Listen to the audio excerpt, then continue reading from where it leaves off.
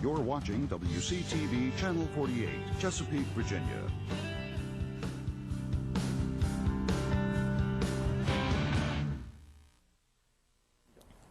Hi, I'm John Kish, Chairman of the Chesapeake Historic Preservation Commission.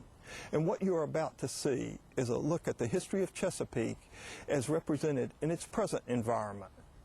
As the country celebrates the 400th anniversary of the founding of Jamestown, the Commission felt it was especially important that we take this step to provide a lasting memory of some of Chesapeake's historic buildings and sites. This video was put together from the desire that it be a reference tool for our schools and libraries and a marketing tool for our economic development and tourism stimulation.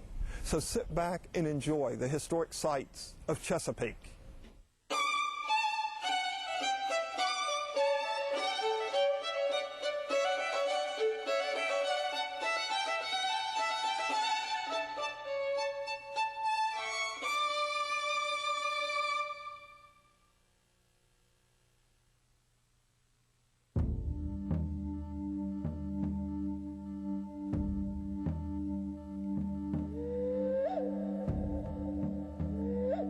So, who were the original people that settled the area we have come to know as Chesapeake?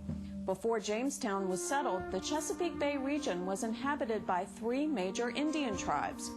The Chesapeacan, or Chesapeake Indians, settled the southeast part of the region, encompassing the modern-day cities of Norfolk, Portsmouth, Chesapeake, and Virginia Beach. The Nansemond tribe controlled the territory along the south side of the lower James River in Nansemond and Old Norfolk counties. But the major Indian tribe in the area was the Powhatan. The Powhatan chiefdom, headed by Chief Powhatan, controlled as many as 32 individual Indian groups in the rest of the Tidewater region.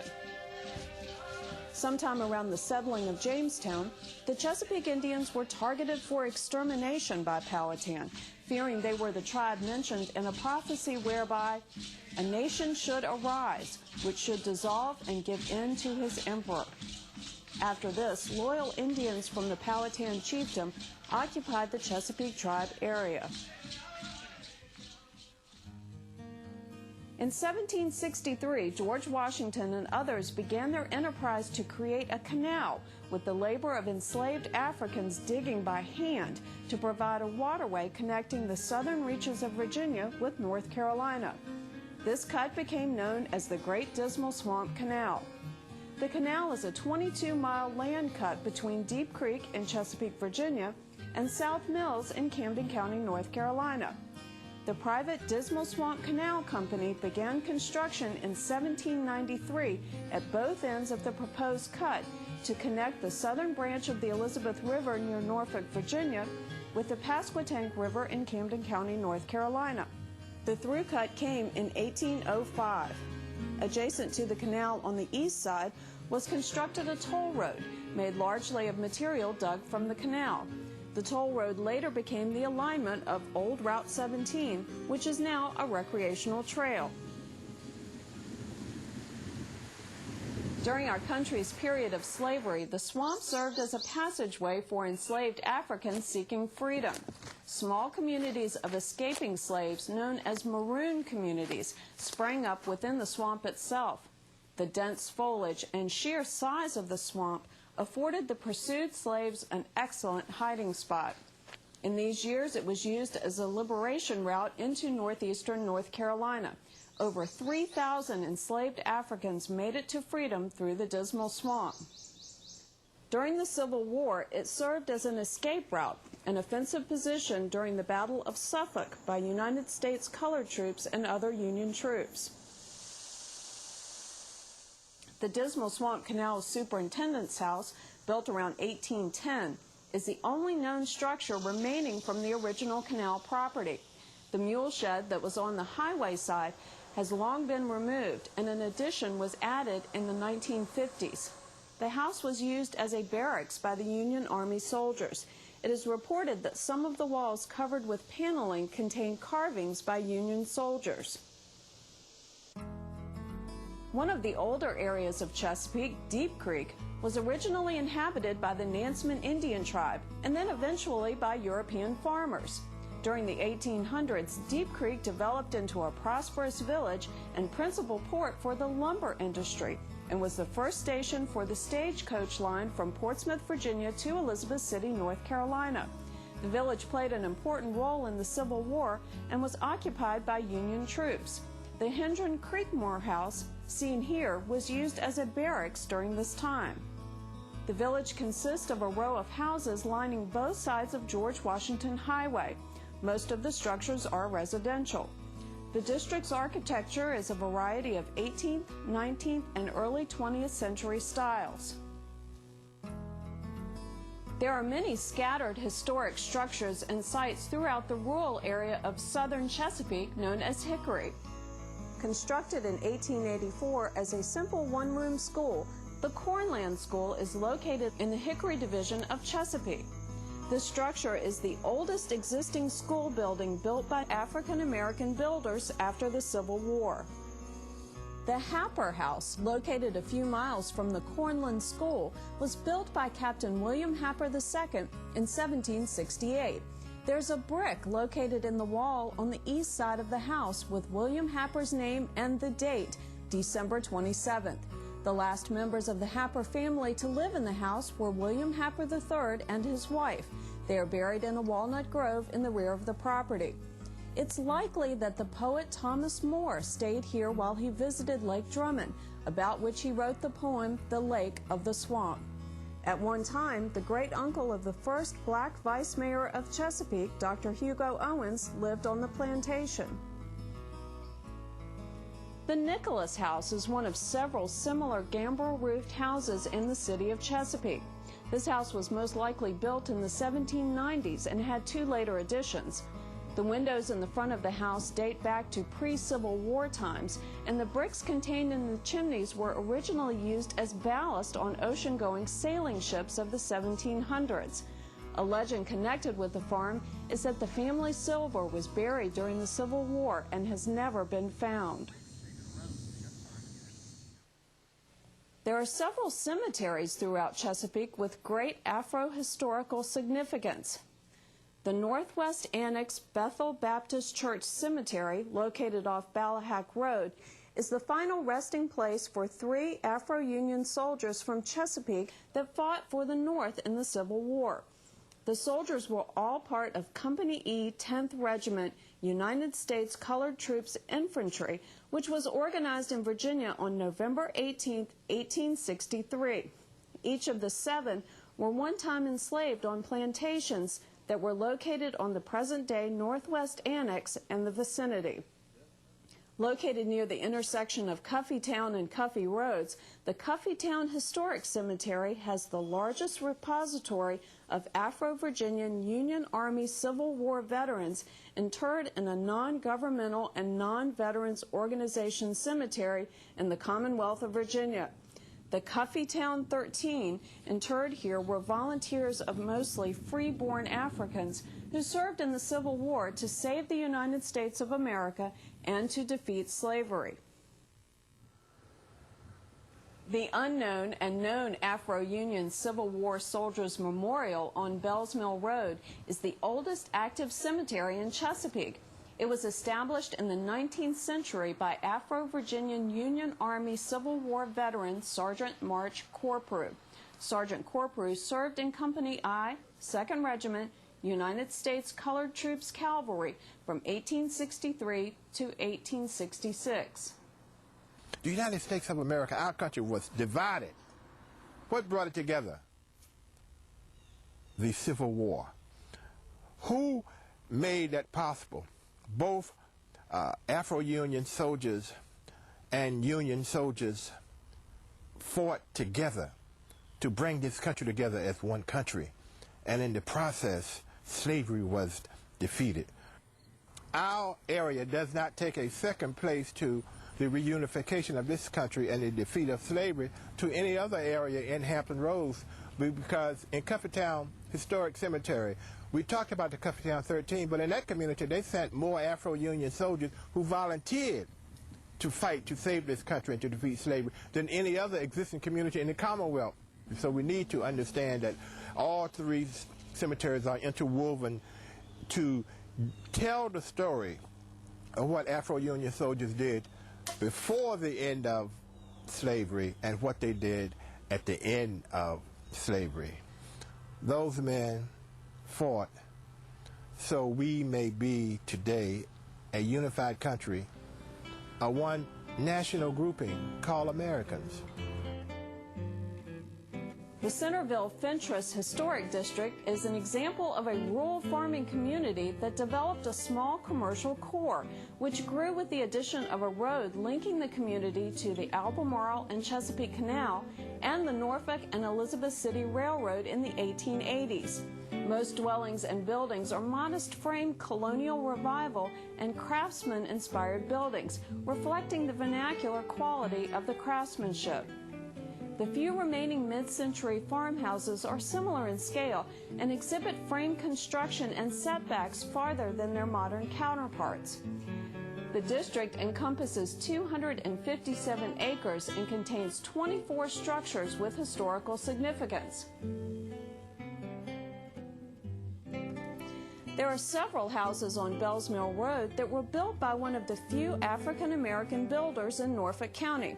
These homes were representative of the Bells Mill community, which was established in 1872 by Civil War veterans Jeremiah Locker and Marge Corprew, the freeborn William Bell, and the former slave Enoch Etheridge. The Richmond Cedar Works lumber mill was one of a series of mills along the Elizabeth River and its tributaries. From the turn of the century until the 1950s, this mill was the largest in the Southeast. Logs were brought in by boat on the Elizabeth River, converted to lumber, and transported to North Carolina by way of the Richmond Cedar Works Railroad. There are few historic structures remaining in the Great Bridge and Greenbrier locales of Chesapeake. One that has survived intact is the Caleb Williamson House.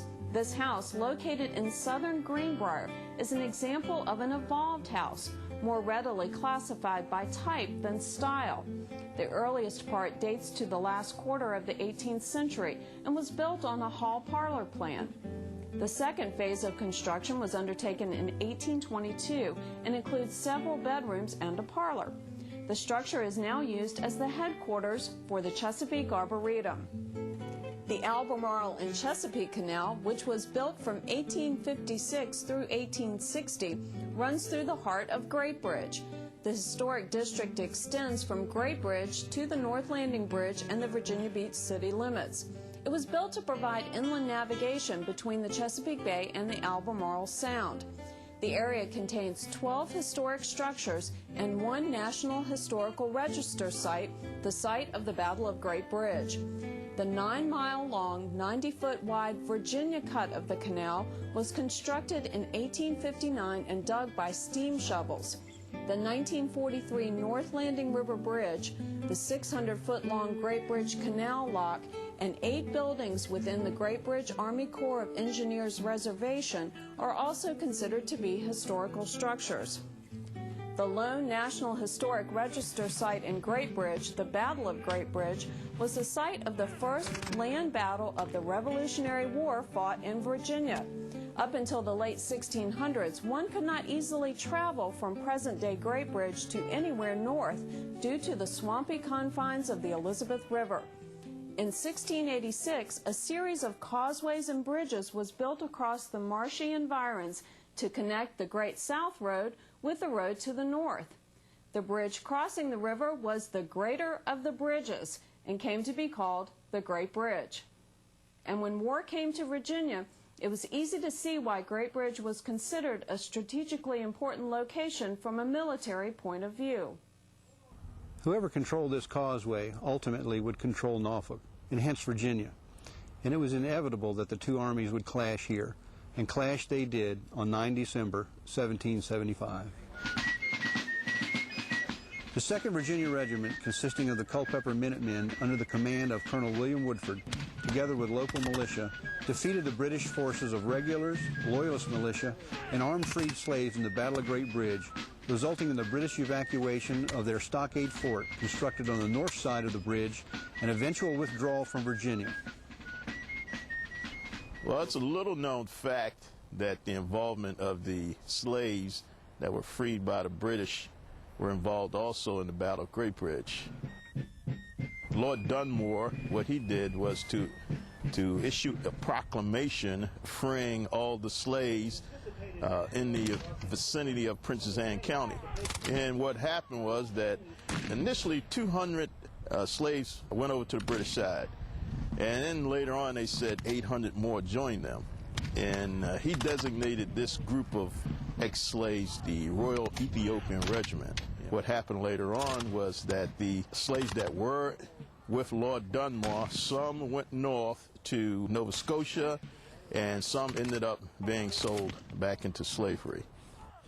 General George Washington actually believed that the fate of the Revolution depended on preventing the British from establishing a base of operations in Norfolk, because it would allow the Redcoats to control Virginia. The victory also allowed a supply line to be established from the Carolinas to the Chesapeake Bay and to Washington's army to the north. Today, a monument stands close to the site of this battle in memory of the impact it had on this country's fight for independence. Located in the northeast of Chesapeake, Indian River has several locales with historic structures. Panetta, located near the head of the Indian River, was built in 1790. It has a gambrel roof and is an example of late 18th century architecture. One of a handful of Dutch-roofed houses in the city, there have been a number of additions to this house, most notably the front porch and the rear kitchen. It is one of the few surviving houses from the late 19th century in Chesapeake. The concrete facing on the lower surfaces was probably added due to the deterioration of the bricks. An interesting fact about Panetta is that the date 1790 is carved into one of the chimneys. Less than 50 feet from the main house is the original caretaker's house from the plantation. Built around 1789, Chimney Corners also contains a gambrel roof and is a classic example of 18th century architecture. Chimney Corners, located on Kemp Lane, was moved from its original location to its present site on the same property. The original house now has some additions and alterations, but the original fabric can still be seen. Also located in northeast Chesapeake, the Oaklet Historic District is an example of an early 20th century planned streetcar suburb. Like in most early 20th century suburbs of Norfolk, Oaklet was located on one of the many radiating streetcar lines from Norfolk and on one of the numerous waterways defining Norfolk's boundaries. Oaklet is defined by large-scale single-family dwellings of frame construction dominating the waterfront and smaller bungalow and colonial revival dwellings located on the landlocked parcels.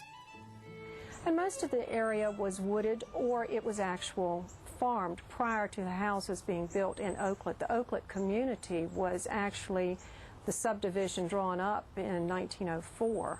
A lot of people were coming out of the city of Norfolk wanting space, wanting area where they could have their own little garden, a cow, a horse, chickens, and just more space to do things they wanted to do.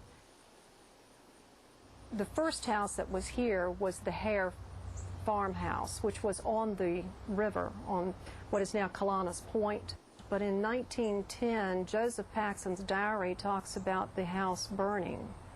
They did rebuild the house, and in 1920, that house was rolled on pine logs up the street to where it sits directly across the road back of our house here. The oldest house in the actual community of Oaklet is on Indian River Road. It was built in 1901. That was Pascal Paxson's farm. Most of the people, they lived off the land and used it to some degree to make money for themselves. My grandmother raised Rhode Island Red chickens, and she sold them. It was called the Oaklet Poultry Company, and the money was used to put her children through school. When the people started coming in here to buy, although it was in smaller lots, the way it had been subdivided, you didn't buy just one lot. You wanted land, so you bought more than one lot so that you could have your garden. Well, then my father, he was a big tennis player when he was younger. And they put in a clay court, which was on the other side of the house. And they had the Oakland Tennis Club. They actually sold memberships, and they kept tennis rackets for people who didn't have rackets. So this was a good hangout for the kids this was in the 20s. I would like to have been back living around here back then. It sounded like exciting times, fun times they had. Located on Seneca Avenue, the Kalana houseboat was built in 1927 by W.W. Kalana, head of the Kalana shipyard. The houseboat was used as a floating hunting lodge that was towed to North Carolina each year during hunting season. In the off-season, it was moored on the Indian River off Kalana's Point in Oakland. It has a two-story frame edifice with German siding built atop a flat-bottom railroad car float. During a 1930s hurricane, it was blown inland to a marshy inlet and has remained where it came to rest since that time.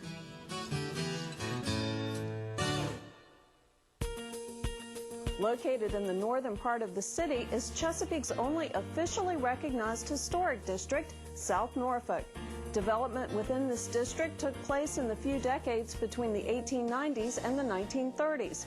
In 1989, thanks to the efforts of the citizens of South Norfolk and the Chesapeake City Council, the small area with significant historic value was recognized in the National Register of Historic Places and as a Virginia Historic Landmark. Well, after the Civil War, a lot of people moved into Berkeley, and the lumber yards came up. It became a very wealthy town, and so the rich people decided to, move where it wasn't so crowded. So they started migrating over into South Norfolk and building homes.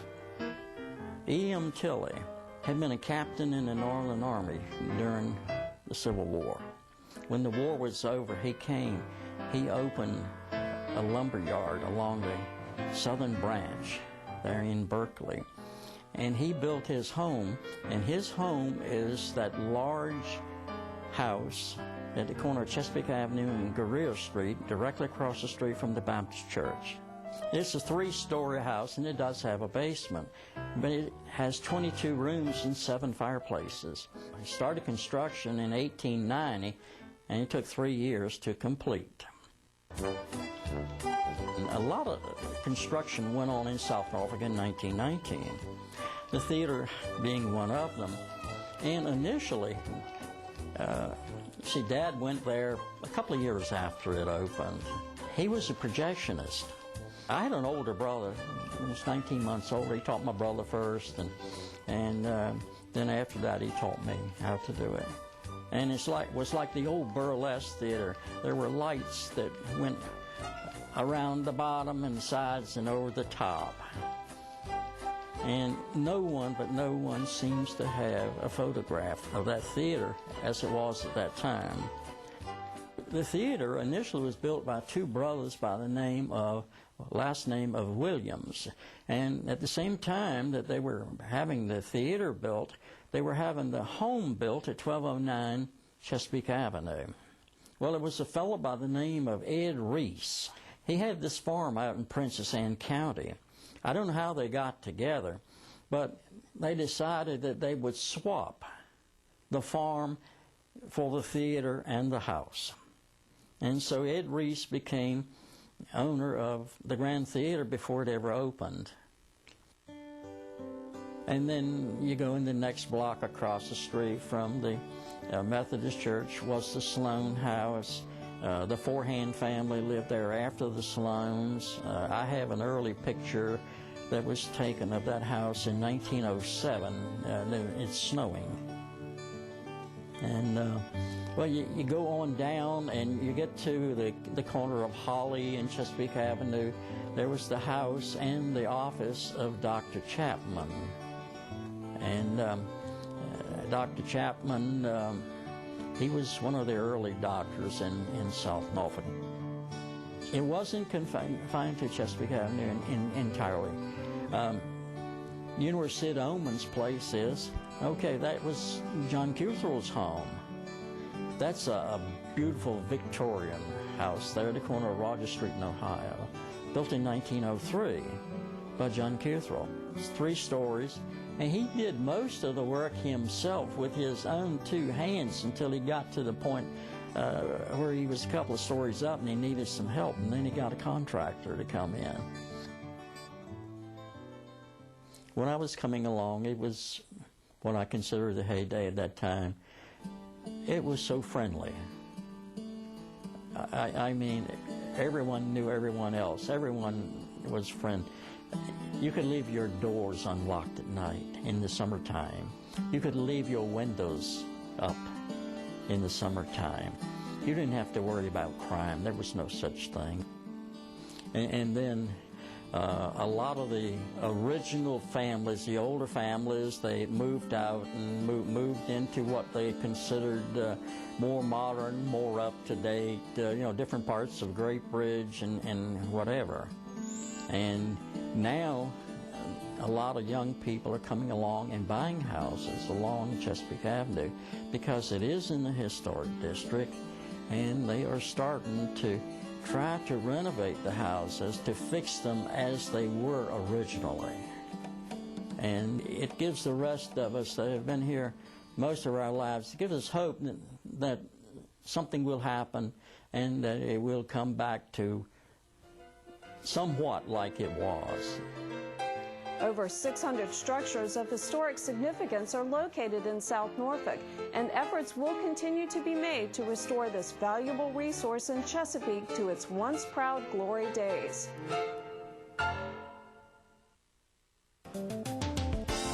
Portlock is located a couple of miles south of the South Norfolk Historic District and was annexed by South Norfolk in 1950, which more than doubled South Norfolk's size. Built in 1789, the old Tapley Portlock House is an example of a gambreled roofed house and represents 18th century architecture. The house was saved from demolition from the construction of a modern subdivision by moving it to face Franklin Street. Built in 1908, the 4-room Portlock School is located in the heart of South Norfolk on Bainbridge Boulevard.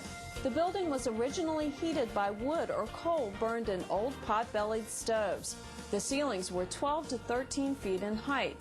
Because there was no indoor plumbing, an outbuilding was attached to the school. A wooden platform led to the outbuildings with one side reserved for boys and the other for girls. It has recently been renovated and serves as the office for the Chesapeake Tourism Bureau and Sono Art Gallery.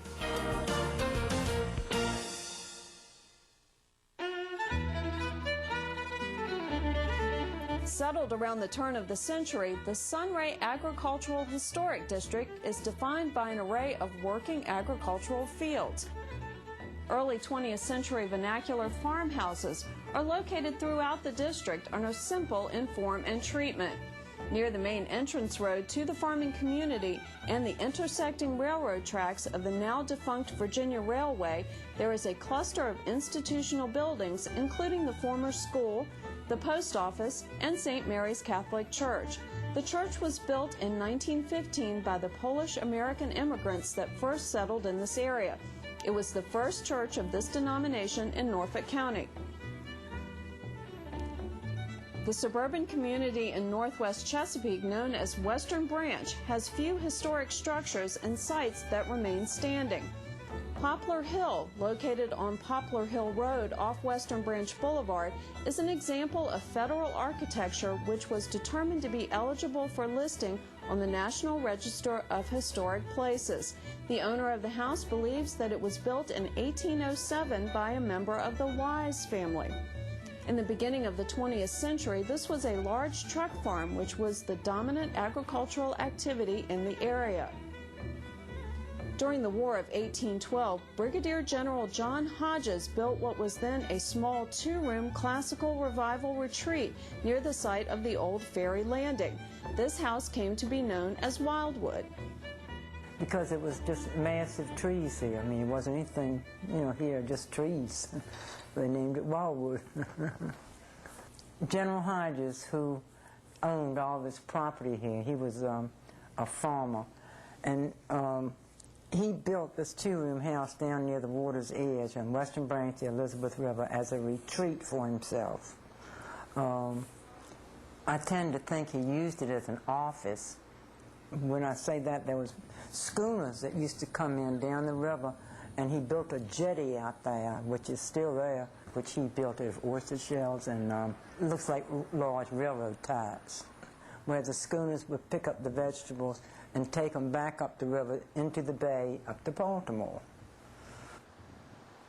The Hodges family sold this farm to the Kaufman family back in the probably 1850s or 1860s. Mr. Kaufman was a farmer also. He took the two-room house that John Hodges used as a retreat for himself and moved it to its present location and turned it around. What was the front of General Hodges' house is now the back of Mr. Kaufman's house. And then he added on to the two rooms downstairs and then 2 rooms upstairs. Mr. Kaufman's family lost the property during the Depression, and it was in the bank's hands for years.